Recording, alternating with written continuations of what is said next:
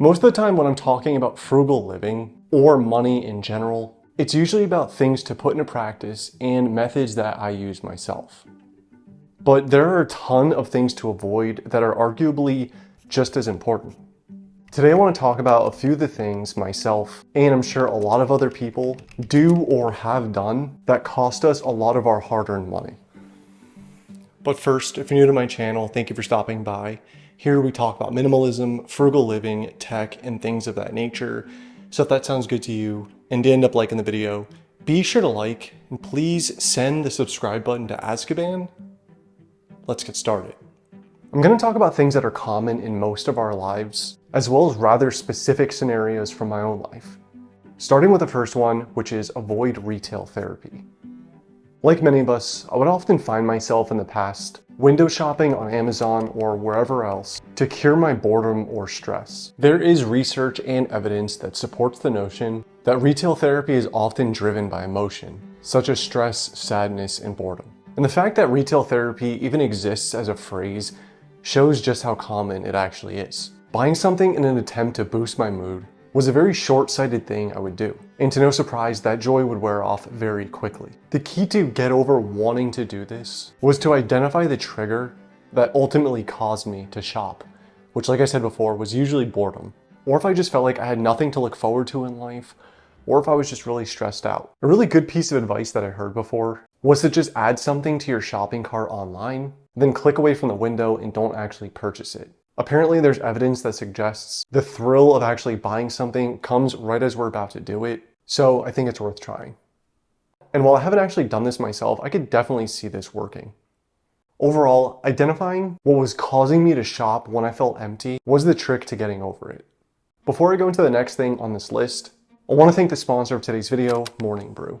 Morning Brew, who I would recommend whether they were sponsoring this video or not. Morning Brew is a completely free daily email newsletter that summarizes topics I'm most interested in, like finance and tech. And it's not tech just like consumer products. Important and interesting tech topics like sustainable energy. I don't watch cable television and I'm not on any social media, so Morning Brew has been my source of news for a very long time. I recently read that AI was used to help decipher words that were etched onto a 2,000-year-old scroll, which is just pretty awesome. I love history. Over 4 million professionals already read Morning Brew daily. Like I said, it's 100% free and it takes less than 10 seconds to sign up. So definitely sign up for Morning Brew using the link in the description box. And thanks again to my friends at Morning Brew for sponsoring this video. Avoid keeping up with tech upgrades.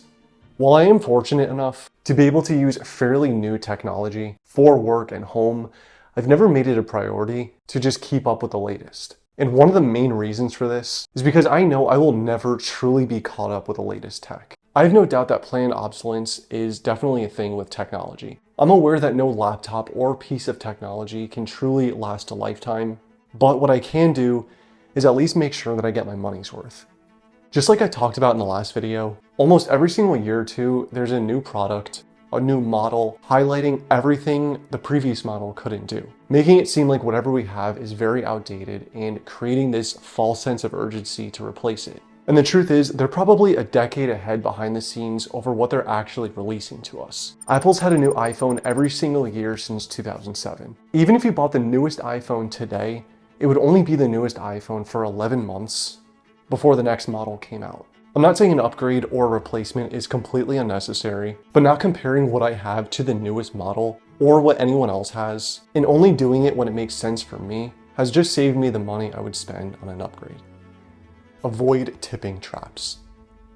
I want to start by saying I've worked at a job for a very long time that relied on tips. But over the past couple of years, it seems like we're asked to tip almost everywhere we go, for any service. And to be completely honest, it's made me want to avoid going to these places altogether.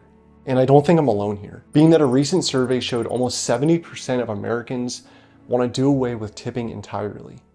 Since I go out literally a handful of times a year, it's not that huge a deal, and I always factor in tipping into my budget before I do go out. However, with the cost of food going up, at least here in the US, the price always trickles down to us, the customer, only making the decision for me to stay home and cook much easier. On the rare occasion I do go out, or I do something where a tip is expected, I definitely do, and I always will.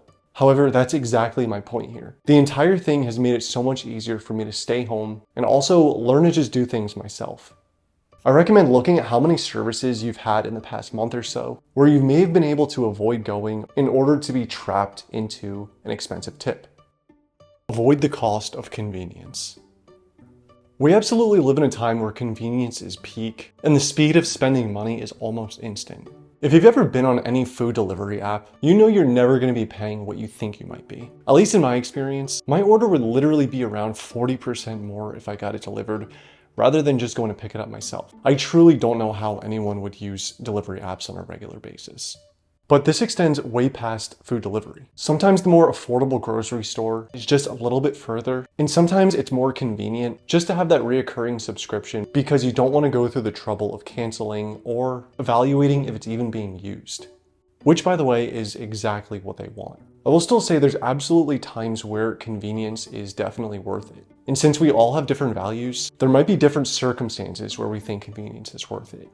I learned that not everything has to be quick and easy. And that's okay. But sometimes in order to save money, things have to be a little less convenient and a little more uncomfortable.